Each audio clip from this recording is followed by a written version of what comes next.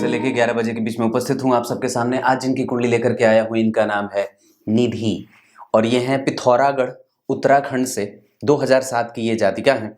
अश्विन माह में इनका जन्म हुआ है। इस वजह से व्यक्ति जो होता है वो व्यापारिक सोच को लेकर के आगे बढ़ने वाला और अपने लाभ और हानि को लेकर के बहुत ही तत्पर रहने वाला होता है। साथ ही साथ दक्षिणायन में जन्मे होने के कारण व्यक्ति का आत्मबल कमजोर रहे, जीवन में चुनौतियां भी बनती रहती हैं, समस्याएं भी होती हैं, पर व्यक्ति जो है वो अपने आत्मविश्वास के बल पे अपना सब कुछ प्राप्त करने में सफल भी होता है।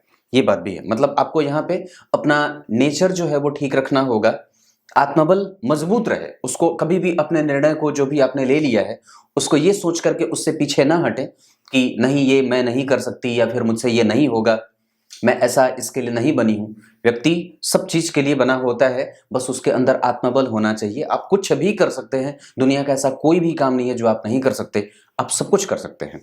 शरद ऋतु में जन्मे होने के कारण आलस्य त्यागना होगा। आलस्य मत करिए, जैसे रात में ज्यादा देर तक जागना, सुबह देर तक सोना, ये स्थितियां दूर करनी होंगी। शनिवार के जन्मे होने के कारण बहुत ऊंचे लक्ष्यों का निर्धारण करके और उसके पीछे भागने की प्रक्रिया भी रखनी होगी। मतलब कई बार ऐसा होता है शनिवार के जो लोग जन्मे होते हैं कि मेहनत ज्यादा नहीं कर पाते या फिर कई बार उनका काम लटकता है तो बीच में ही वो ड्रॉप कर देते हैं। ऐसा काम नहीं करना चाहिए। शुक्ल पक्ष की तृतीया तिथि के चंद्रमा है, इस वजह से चंद्रमा पापक होंगे और चंद्रमा जब पापक हो और दक्षिणायन का जन्म हो और शनिवार का, तो पंचांग कुछ कमजोर सा बन रहा है।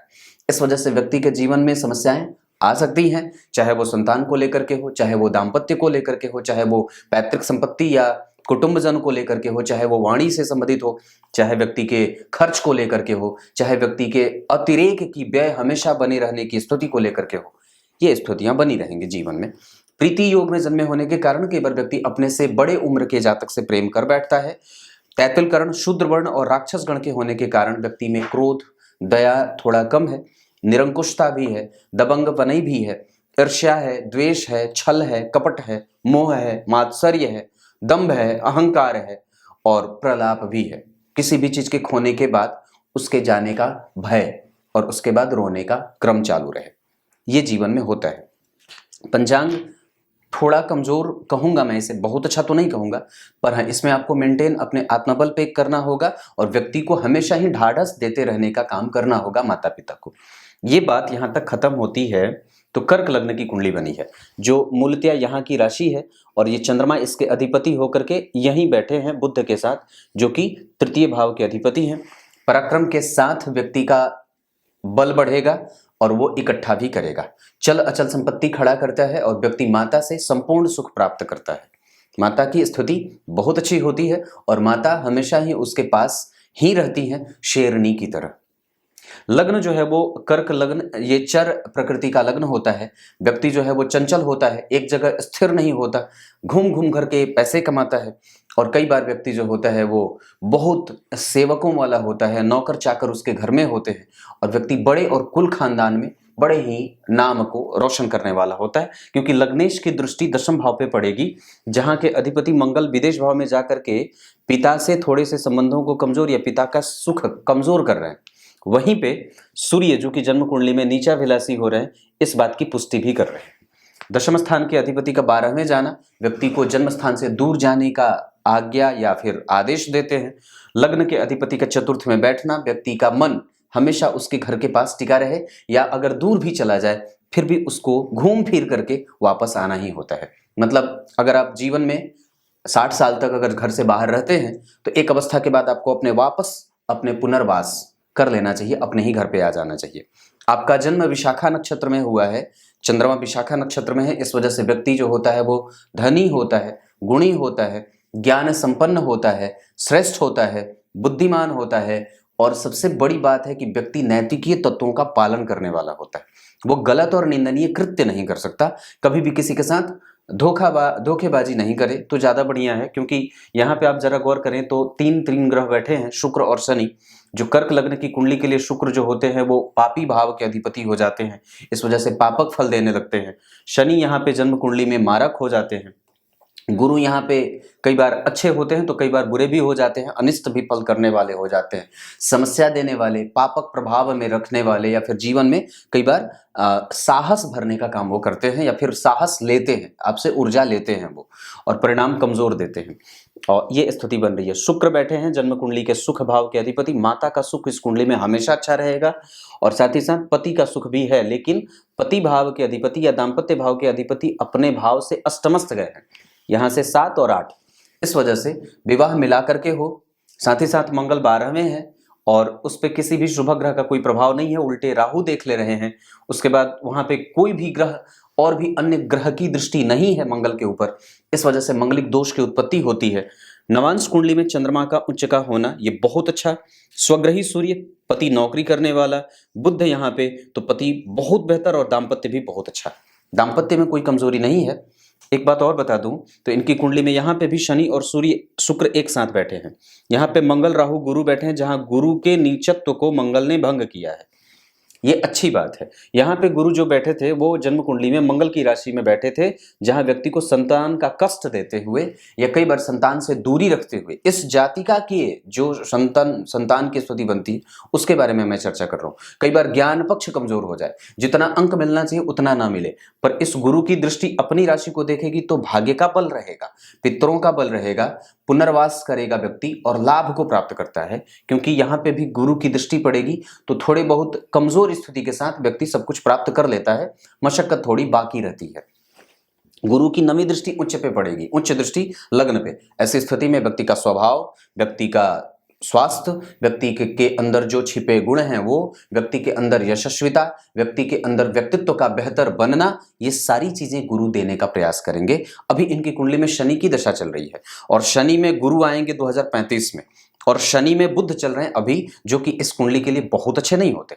यानी कि इस कुंडली में कमजोर कौन कौन से ग्रह हो गए, तो कमजोर हो गए शनि, थोड़े बहुत कमजोर हो जाएंगे गुरु, कमजोर होंगे शुक्र और कमजोर होंगे बुध। यानी कि 4 ग्रह, बुध, शुक्र, शनि और देवगुरु बृहस्पति, ये स्थितियां बनती। शुक्र की दशा में व्यक्ति को लालच समाये धन को प्राप्त करने का।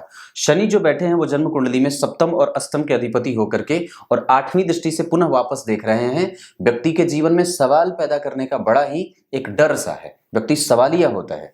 और साथ ही साथ जन्म कुंडली में शनि की तीसरी दृष्टि यहाँ उच्च की पड़ेगी तो व्यक्ति सब कुछ प्राप्त करने के लिए प्रेषित होगा, लेकिन वहां पे वो कई बार अपने ही मानसिक संतुलन को कई बार कमजोर करने वाला बना देता है। स्थिति ऐसी जो व्यक्ति को जिद्दी बना दे, हठी बना दे, गुस्सैल बना दे, कंप्यूटर का जानकार बना दे, तकनीक से संबंधित क्षेत्रों में काम करने वाला बना दे, चल अचल संपत्ति को क्रिएट करने वाला या कंस्ट्रक्शन आदि के क्षेत्र में काम करने वाला बना देता है।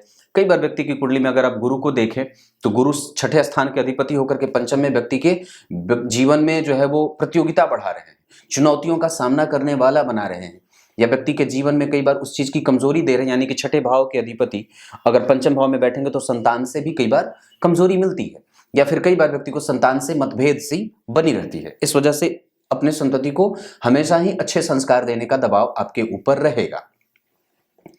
आप जरा कुंडली में लग्न को देखिए खाली है, दशम को देखिए खाली है, और सप्तम को देखिए खाली है। नवांश लग्न कुंडली में त्रिकोण भाव खाली, और गुरु की दृष्टि के बारे में मैंने चर्चा करी।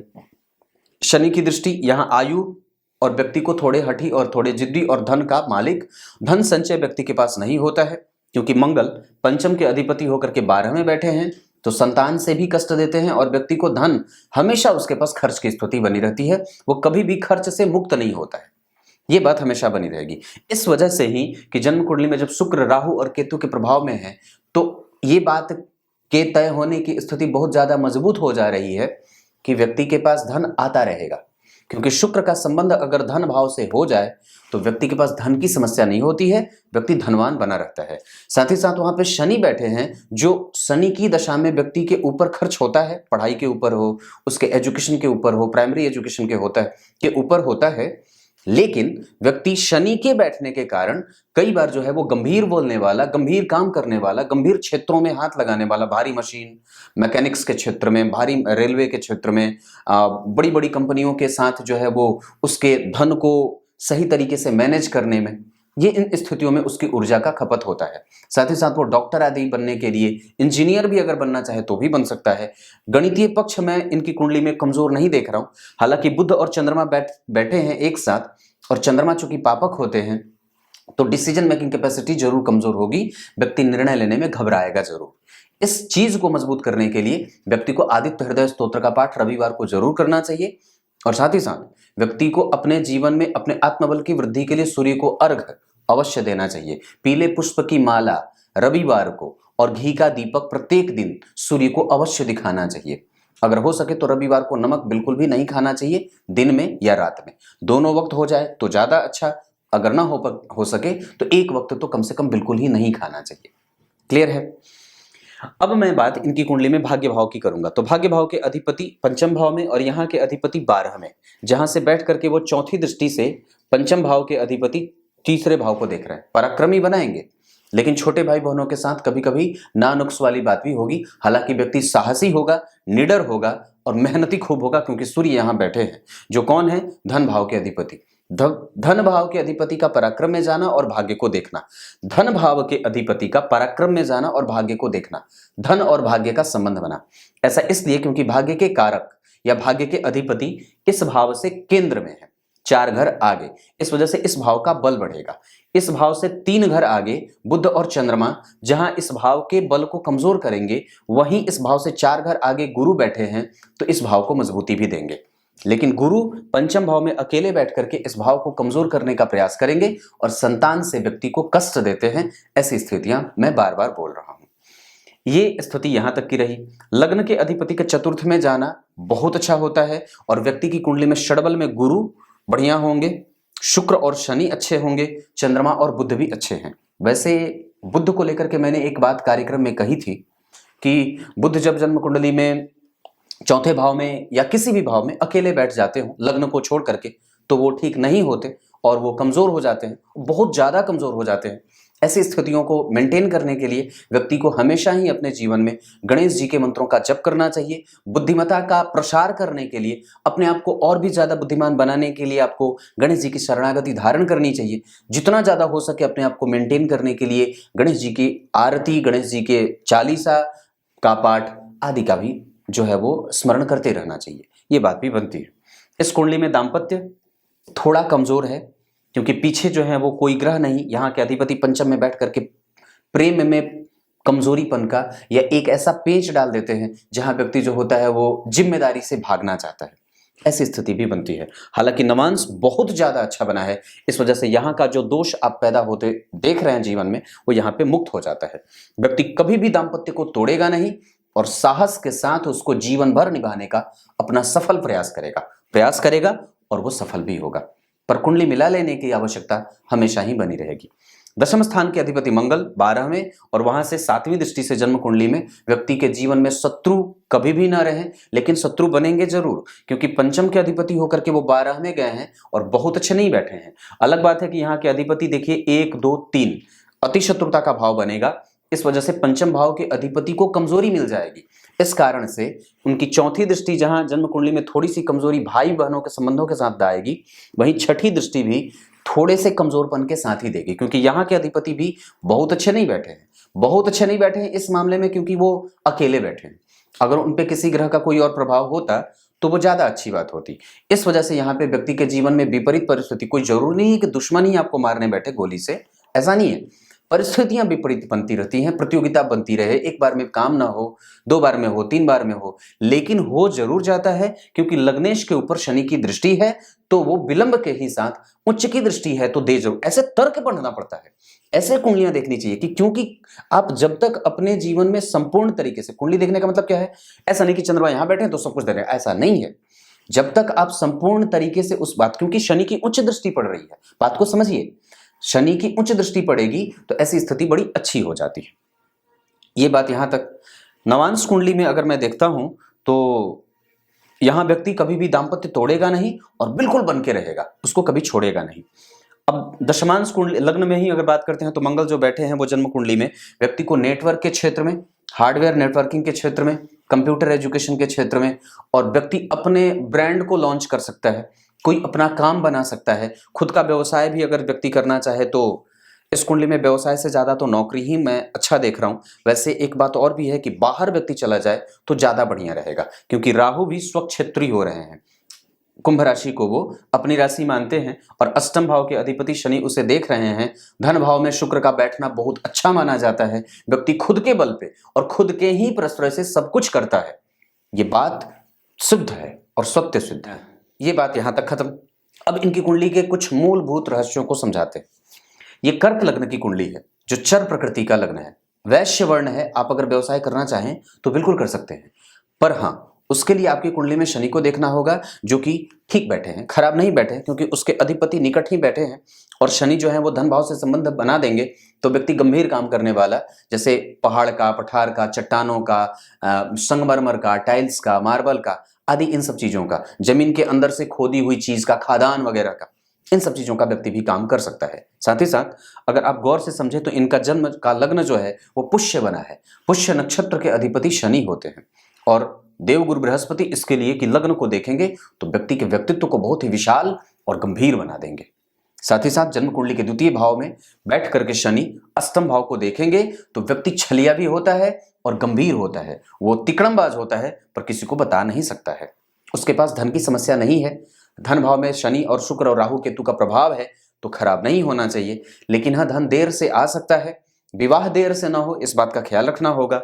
मंगल का प्रभाव मैंने बताया, यहाँ पे बहुत अच्छा रहेगा और गर्माहट भी रहेगी। ये बात यहाँ तक समझ में आ गई। दशमांश कुंडली में लग्न के अधिपति सूर्य जाकर के जन्म कुंडली में छठे में बैठे हैं। मैंने क्या बात बताई थी दशमांश कुंडली के लिए कि लग्न के अधिपति अगर छठे, आठवें और 12वें बैठे हों, आरंभ कमजोर हो सकता है पर बाद बहुत अच्छा होता है। शुक्र और शनि का यहां भी एक साथ बैठना, शुक्र और शनि का यहां भी एक साथ बैठना, शुक्र और शनि का एक साथ यहां बैठना, ये जहां जहां बैठेंगे उस भाव के फल को वृद्धि में रखेंगे। और यहां पे ये क्या कर रहे हैं, सुख की वृद्धि कर रहे हैं, क्योंकि ये दोनों परम मित्र हैं। और मंगल यहाँ के अधिपति होकर के गौर करिए तो शनि शुक्र के साथ परिवर्तन भी कर रहे हैं। पराक्रम के साथ व्यक्ति का सुख बढ़ेगा। मेहनत करे और सब कुछ पा सकता है, क्योंकि आप हैं, आपकी कुंडली मेहनती है, क्योंकि राहु जो है वो जन्म कुंडली में मंगल को देख रहे हैं, ये वृद्धि करेंगे। दशम स्थान के अधिपति पे राहु की दृष्टि पड़ेगी अगर, तो व्यक्ति को विदेश जाने में सहयोग और विदेश जाकर के व्यक्ति को डिग्री धारण करने वाला, अपनी शिक्षा प्राप्त करने वाला और सर्वस्व प्राप्त करने वाला बना देंगे। अगर वहीं पे सप्तम भाव को देखते हैं तो गुरु और बुध शिक्षकीय गुण, व्यक्ति शिक्षक भी बन सकता है। कर्म क्षेत्र में डेली बेसिस के इनकम को फ्लरिश करने के लिए अपने इनकम, अपने आसपास के क्षेत्रों में अपने पहचान जो है वो शिक्षक के रूप में या शिक्षकीय गुणों का जो है वो आलंबन लेकर के भी जीवन आसानी से बिता सकता है।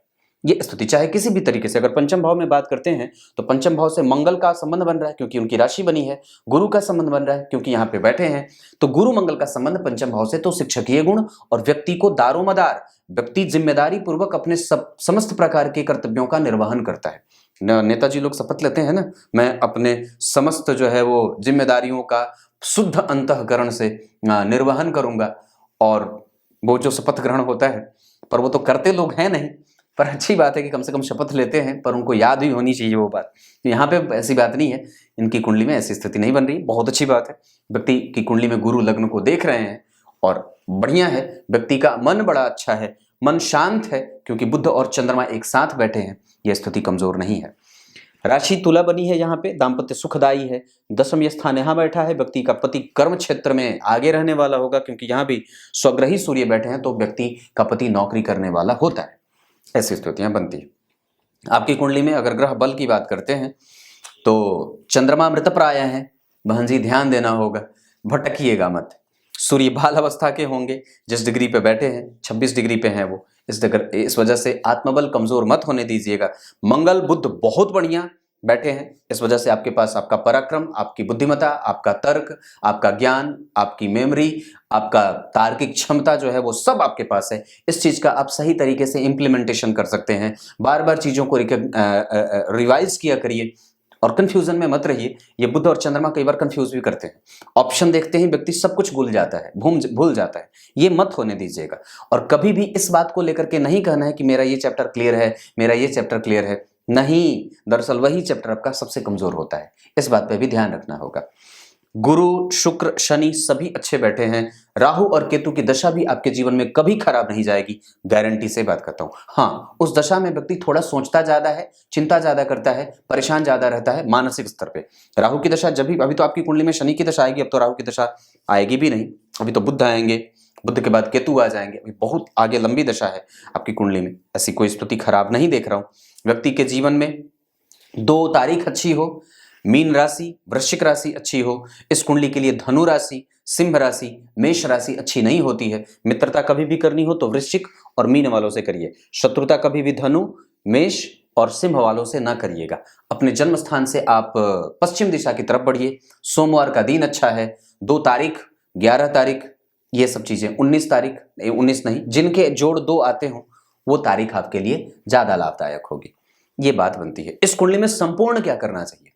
आप जब अवस्था 1 हो जाए तो रुद्राक्ष की माला भी धारण कर सकते हैं, भस्म लगा सकते हैं, लेकिन वो नहीं लगाएं तो भी चलेगा, कोई बात नहीं है। एकादशी का व्रत आपको करना चाहिए, क्योंकि उससे केंद्र में राहु बैठ करके गुरु के बल को कमजोर और पंचम भाव के कमजोरीपन का एहसास करा रहे हैं।